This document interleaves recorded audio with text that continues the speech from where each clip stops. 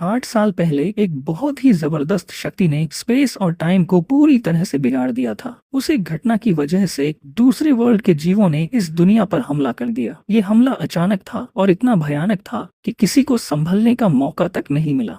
दूसरी दुनिया से आए मॉन्स्टर्स ने इंसानों को अपनी मर्जी से मारना शुरू कर दिया। वे बिना किसी दया के तबाही मचाते गए। इंसान उनके सामने बेबस थे और बहुत ही कम समय में इंसानों की पॉपुलेशन तेजी से घटने लगी। जो लोग इस भयानक तबाही में किसी तरह जिंदा बच पाए, उन्होंने इस पूरी घटना को मैजिकल वेव का नाम दिया। यही वो मोड़ था जिसने पूरी दुनिया की दिशा बदल दी। इस मैजिकल वेव के बाद धरती के मैग्नेटिक फील्ड में बड़ा बदलाव आया। इसी बदलाव की वजह से इंसानों के सामने नई नई प्रोफेशंस सामने आई, जिनसे लोगों को खास तरह की पावर मिलने लगी। अब लोग सिस्टम के अंदर अपनी रैंडम स्टार्टिंग टैलेंट को अवेकन कर सकते थे। टैलेंट के अवेकन होते ही वे अलग अलग प्रोफेशन चुन सकते थे। एक बार जब कोई प्रोफेशन चुन ली जाती तो उसकी स्किल्स असली दुनिया में भी इस्तेमाल की जा सकती थी। जिस इंसान में जो टैलेंट जागती थी, वही उसकी पूरी किस्मत तय करती थी। उसी पल से इंसानों ने जीने और लड़ने का पुराना तरीका छोड़ दिया और एक बिल्कुल नया रास्ता अपना लिया। इसी नए युग में जंग सिटी में पहली वोकेशनल एकेडमी सामने आई। इस एकेडमी का मकसद था आने वाली यंग जनरेशन को भविष्य की जिंदगी और लड़ाइयों के लिए तैयार करना। उस दिन एकेडमी के प्रिंसिपल सामने खड़े थे। उन्होंने अपने हाथ आपस में जोड़ रखे थे और छात्रों को संबोधित करते हुए बताया कि वे पहली प्रोफेशनल एकेडमी के सारे थियोरेटिकल कोर्सेज पास कर चुके हैं। उन्होंने कहा कि आज का दिन बहुत खास है क्योंकि आज उनकी टैलेंट्स अवेकन होने वाली हैं। उस आदमी ने यंग स्टूडेंट्स को अंदर आने के लिए कहा और भरोसे के साथ जोड़ा कि सालों की ट्रेनिंग के बाद वे अब पूरी तरह तैयार हैं सच्चे प्रोफेशनल्स बनने के लिए। उसने यह भी कहा कि इन युवाओं के पास इंसानियत की रक्षा करने की पावर है, भले ही इसके लिए उन्हें खुद को सैक्रिफाइस ही क्यों न करना पड़े। बुजुर्ग आदमी ने आगे बताया कि जिन छात्रों के नाम नंबर के हिसाब से पुकारे जाएंगे, उन्हीं की टैलेंट अवेकनिंग कराई जाएगी। इसी बीच पहली प्रोफेशनल एकेडमी का छात्र लिन नाइट अपने मन में सोच रहा था। उसे लग रहा था कि इस दुनिया में इतने साल बिताने के बाद आखिरकार वो लॉन्ग अवेटेड दिन आ ही गया है जब उसकी टैलेंट अवेकन होगी। टैलेंट्स की रैरिटी हर किसी के लिए एक जैसी नहीं होती। ये कई अलग अलग टाइप्स में बंटी होती हैं। सबसे ज्यादा मिलने वाली टैलेंट्स कॉमन होती हैं। उसके बाद आती हैं रेयर टैलेंट्स, और ये रेयर टैलेंट्स ज्यादातर सिर्फ कुछ ही चुनिंदा लोगों को मिलती हैं। इन सब के ऊपर होती है लेजेंडरी टैलेंट, जो हर किसी को नहीं मिलती, और ये जरूरी नहीं कि हमेशा यंग एज में ही मिले। यही बात डिवाइन टाइप की टैलेंट्स पर भी लागू होती है। ऐसी टैलेंट्स यूं ही नहीं मिलती, इन्हें पाने के लिए लंबी और बहुत कठिन मेहनत करनी पड़ती है। जहाँ तक फैंटास्टिक की बात है, तो इंसानियत के अवेकन होने के बाद से वो कभी सामने ही नहीं आई थी। इस दुनिया में ज्यादातर लोग मानते थे कि फैंटास्टिक जैसी चीज अब सिर्फ कहानी बनकर रह गई है। इस समय सबसे ज्यादा पसंद की जाने वाली प्रोफेशंस में सॉर्ड्समैन और मेज सबसे ऊपर थे। इनके बाद असैसिन्स, समनर्स और वॉरियर्स आते थे। लेकिन इन सब प्रोफेशंस के बीच एक प्रोफेशन ऐसा भी था जिसे सबसे ज्यादा नीचा समझा जाता था, और वो था प्रीस्ट। बहुत ज्यादा मुश्किल कॉपीज में अगर टीम में कोई एक्सपीरियंस्ड प्लेयर मौजूद हो तो मेज और समनर मिलकर प्रीस्ट की पूरी रोल निभा सकते थे। उन्हें हीलिंग और सपोर्ट के लिए प्रीस्ट की जरूरत ही नहीं पड़ती थी, और ऐसे में प्रीस्ट्स को मजबूरी में टीम के पीछे छिपकर रहना पड़ता था। उनका काम बस इतना रह गया था कि वो एक्सपीरियंस लेते रहें और कभी कभार हीलिंग कर दें। धीरे धीरे प्रीस्ट्स पूरी टीम के लिए मजाक का विषय बन चुके थे। कोई उन्हें सीरियस नहीं लेता था। इसी दौरान लिन नाइट की आस्तीन किसी लड़की ने हल्के से खींची। उसने लिन से पूछा कि क्या उसने अपनी प्रोफेशन डिसाइड कर ली है। यंग मैन हल्का सा मुस्कुराया और बोला कि उसने पहले ही कहा था कि अभी इस बारे में सोचने का कोई मतलब नहीं है। उसे तभी पता चलेगा कि कौन सी प्रोफेशन उसके लिए सही है जब वो अपनी टैलेंट को ट्राई करेगा। लड़की ने गहरी सांस ली और बोली कि वो तो बस ऐसे ही पूछ रही थी। उसका नाम सू मोमो था। वो भी पहली प्रोफेशनल एकेडमी की स्टूडेंट थी। थोड़ा पीछे खड़े कुछ गाइज सब कुछ ध्यान से देख रहे थे। उन्होंने आपस में बात करते हुए कहा कि गॉडेस मोमो आज पहले से भी ज्यादा गॉर्जस लग रही है। हमारे हीरो ने ये बातें सुन ली। उसने प्यार से लड़की के सिर पर अपना हाथ रख दिया। मोमो ने झट से अपनी आंखें बंद कर ली।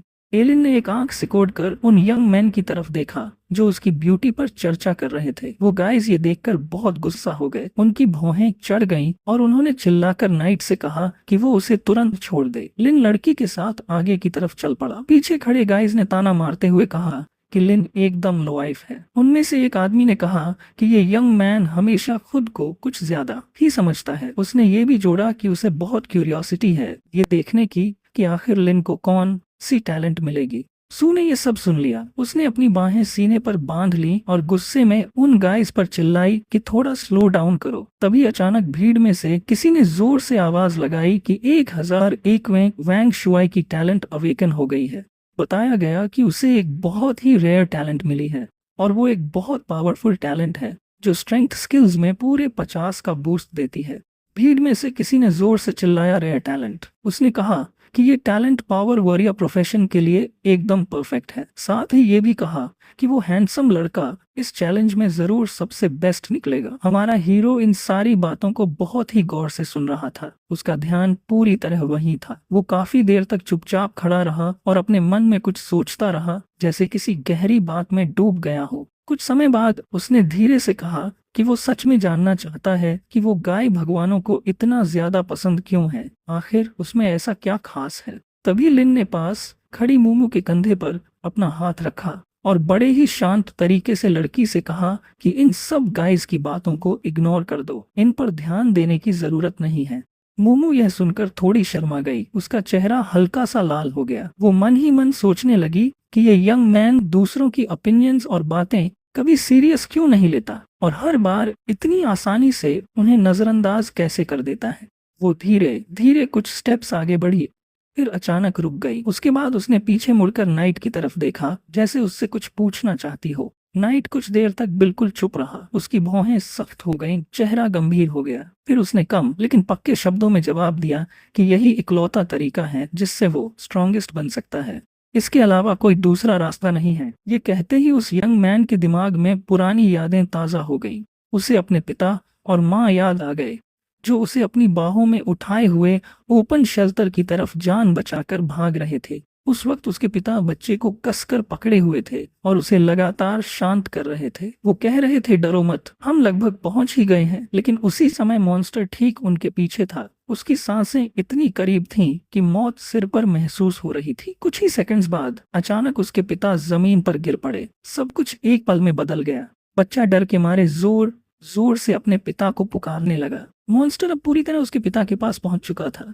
फिर भी आखिरी ताकत जुटाकर पिता ने छोटे लड़के को आदेश दिया कि वो बिना रुके अंदर की तरफ तेज दौड़े, पीछे बिल्कुल न देखे। उसी वक्त माँ भी मॉन्स्टर के जॉज में फंस चुकी थी। दर्द और डर के बीच वो पूरी ताकत से चिल्लाई, बच्चे, किसी भी हाल में जिंदा रहना। कुछ समय बाद जब सब शांत सा हो गया, बच्चे ने दूर से किसी की आवाज सुनी। कोई कह रहा था कि कुछ सर्वाइवर्स अभी जिंदा हैं और उन्हें जल्दी से अंदर लाना जरूरी है। बच्चे ने अपने पेरेंट्स को पुकारा। उम्मीद थी कि शायद जवाब आए, लेकिन तभी एक वुमन उसके पास आई।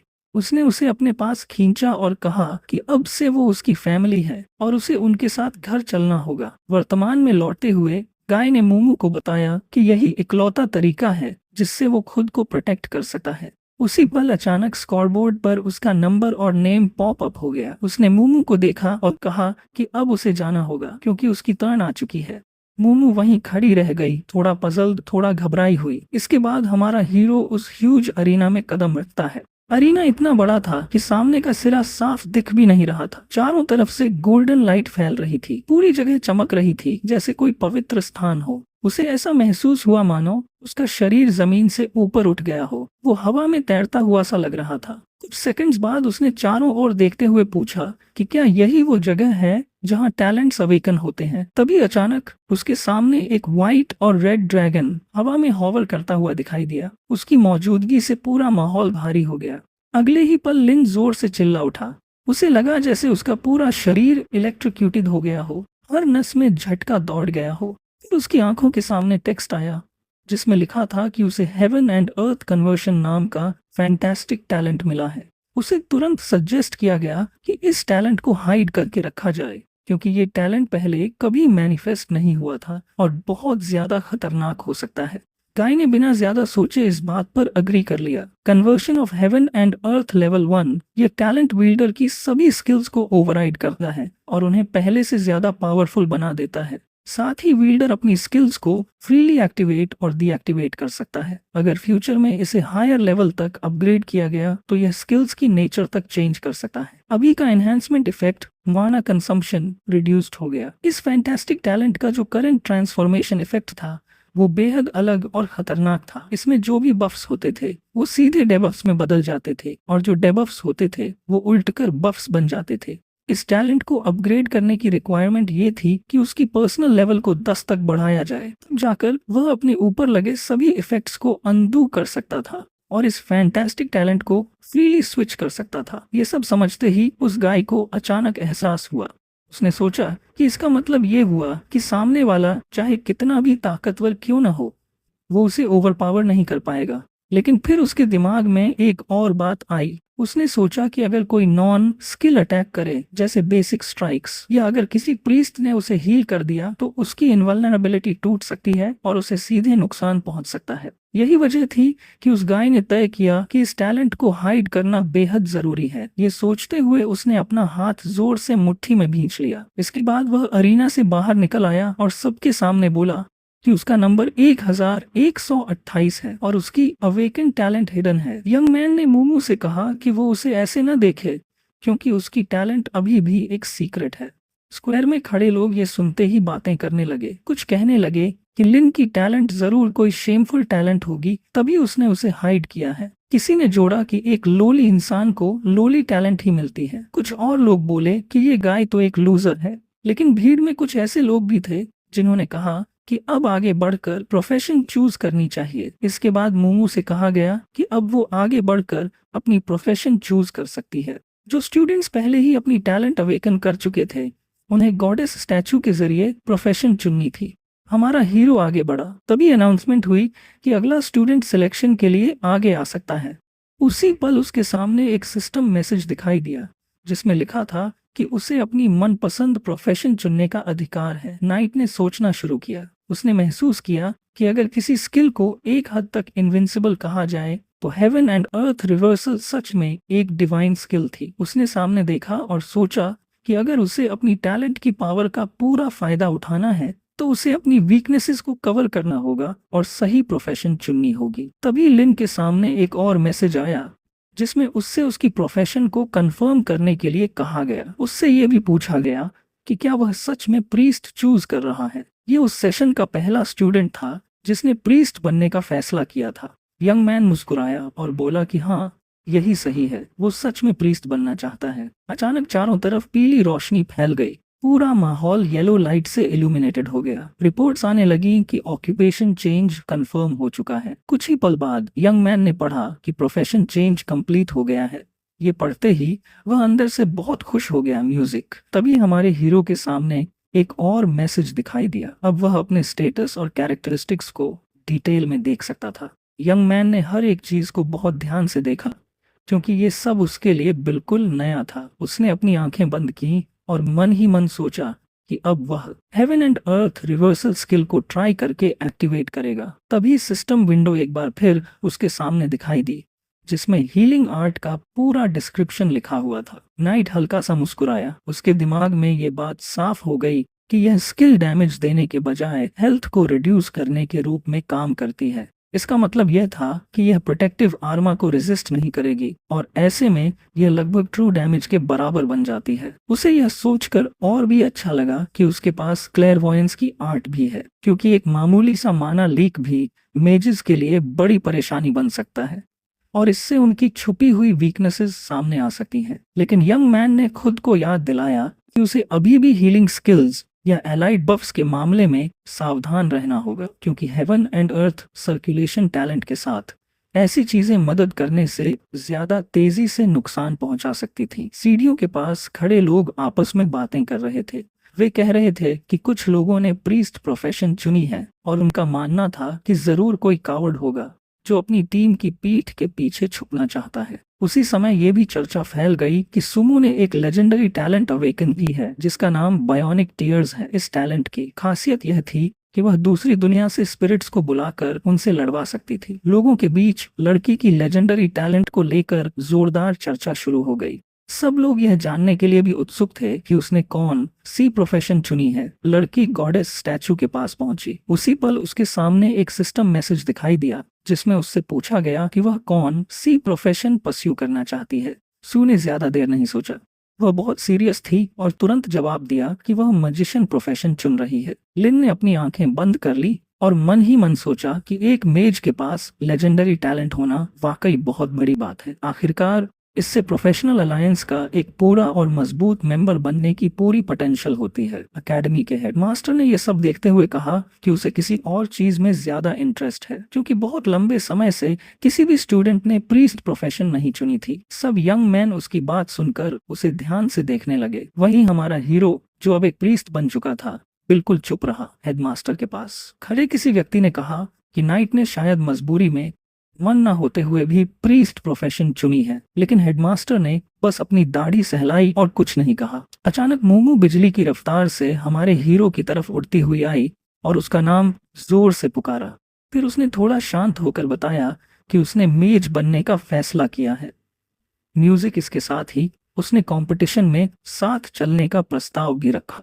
यंग मैन ने इनविटेशन के लिए धन्यवाद दिया और कहा कि उसके कुछ और प्लान्स हैं। यह सुनकर लड़की ने अपनी आंखें बड़ी कर ली। उसने ध्यान से उस गाय को देखा और पूछा कि वह क्या प्लान कर रहा है। उसी समय अचानक एक सिस्टम मैसेज आया जिसमें बताया गया कि ले वुल्व्स बिगिनर कंपटीशन अब शुरू हो चुकी है और जिन स्टूडेंट्स ने टैलेंट अवेकनिंग और करियर चेंज पूरा कर लिया है वे इसमें हिस्सा ले सकते हैं। तभी एक लड़का नाइट के पास आया और उससे पूछा कि क्या वह उसके लिए मूमू से बात कर सकता है। उसने कहा कि वह मूमू को अपनी टीम में शामिल होने का ऑफर देना चाहता है। उसने ये भी जोड़ा कि अगर यंग मैन उसके ऑर्डर्स फॉलो करे तो वह उसे भी अपनी टीम में ले सकता है। भीड़ में खड़े किसी आदमी ने कहा कि अगर भगवान का हाथ उसके सिर पर न होता तो वे उससे कभी इतनी शालीनता से बात भी नहीं करते। लेकिन लिन ने बिना एक पल सोचे तुरंत मना कर दिया। इस पर कुछ लोगों ने उसे अनग्रेटफुल तक कह दिया। एकेडमी के डायरेक्टर ने आंखें हल्की सी सिकोड़ी और कहा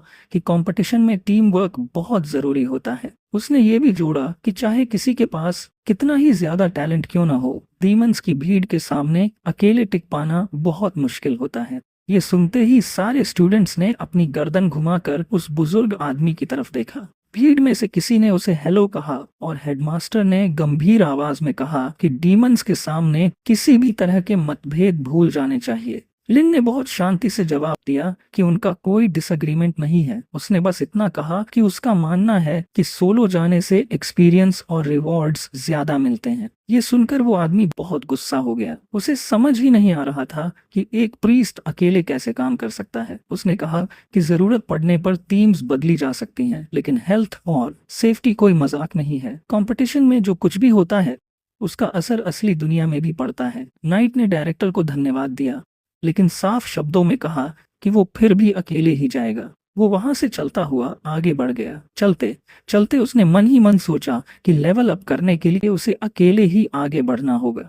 उसे ये भी एहसास था कि जब तक वह अपनी डिवाइन टैलेंट दूसरों के सामने नहीं लाएगा उसकी पावर पूरी तरह सामने नहीं आ पाएगी। पीछे खड़ा वो बुजुर्ग आदमी सोच में पड़ गया कि लिन इतना कॉन्फिडेंट क्यों है। इसी बीच यंग मैन के सामने एक सिस्टम मैसेज दिखाई दिया। वो उसे बड़े ध्यान से और इंटरेस्ट के साथ पढ़ने लगा। मैसेज में लिखा था कि बिगिनर ट्रायल कंपटीशन खतरनाक है और इसे टीम में करना ज्यादा सुरक्षित माना जाता है। जब उससे पूछा गया कि क्या वह अकेले जाना चाहता है तो हमारे हीरो ने बिना झिझक हाँ में जवाब दिया। अगले मैसेज में उसे बताया गया कि फॉरेस्ट ऑफ वुल्व्स ट्रायल बिल्कुल आसान नहीं है और नए प्लेयर्स को इसे टीम में ही करना चाहिए। मैसेज में यह भी चेतावनी दी गई कि जंगल में ब्लडथर्स्टी वुल्व्स हैं। अगर वे उसे चारों तरफ से घेर लें तो वहां से निकल पाना नामुमकिन हो जाएगा। लिन ने सोचा कि फॉरेस्ट ऑफ वुल्व्स स्टूडेंट्स के लिए एक मुश्किल लेवल है। टीम में जाकर लॉसेस से बचा जा सकता है और अगर कोई बी रेटिंग भी हासिल कर ले तो वो पहले ही सबसे अच्छा रिजल्ट माना जाता है।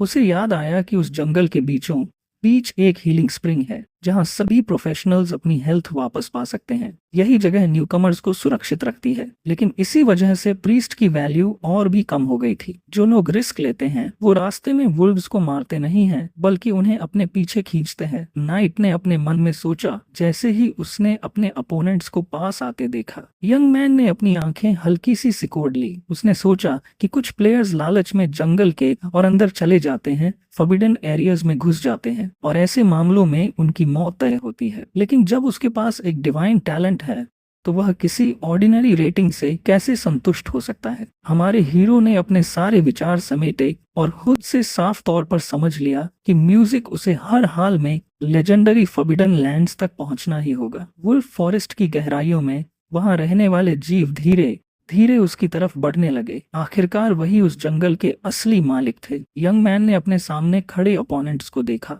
उसी समय उसके सामने एक सिस्टम मैसेज दिखाई दिया और उसने उनके कैरेक्टरिस्टिक्स पढ़े। कुछ ही सेकंड्स बीते थे कि पहला वुल्फ उस पर झपट पड़ा। वो सबसे बहादुर था। गाय ने बिना देर किए हीलिंग स्किल का इस्तेमाल किया। उस रैप्टर को 50 पॉइंट्स का रिवर्स डैमेज लगा और वह अब कोई थ्रेट नहीं रहा। एक और वुल्फ तेजी से लयू की तरफ दौड़ा, लेकिन उस नए वुल्फ के अटैक से निपटना भी आसान रहा और उल्टा उसे हेल्थ पॉइंट्स मिल गए। गाय ने तुरंत रिवर्स मोड एक्टिवेट किया। उसने रिवर्स क्लेयरवॉयंस टेक्निक और फिर इम्प्रिजनमेंट टेक्निक का इस्तेमाल किया। तभी उसके सामने एक मैसेज आया कि उसने 30 माना पॉइंट्स खर्च कर दिए हैं। उसने पढ़ा कि यह एबिलिटी अपोनेंट की माना को साफ कर देती है, जिससे टारगेट हिल भी नहीं सकता। यंग मैन ने वुल्फ को देखा और सोचा कि ये इम्प्रिजनमेंट टेक्निक वाकई काफी इफेक्टिव है। वह वहीं खड़ा रहा और देखता रहा कि एक और प्रेडेटर उसकी तरफ बढ़ रहा है। इसलिए हमारे हीरो ने बिना समय गंवाए फिर से हीलिंग टेक्निक अप्लाई कर दी, क्योंकि वुल्फ उससे बस कुछ सेंटीमीटर्स दूर ही रह गया था। तुरंत नाइट के सामने एक सिस्टम मैसेज आया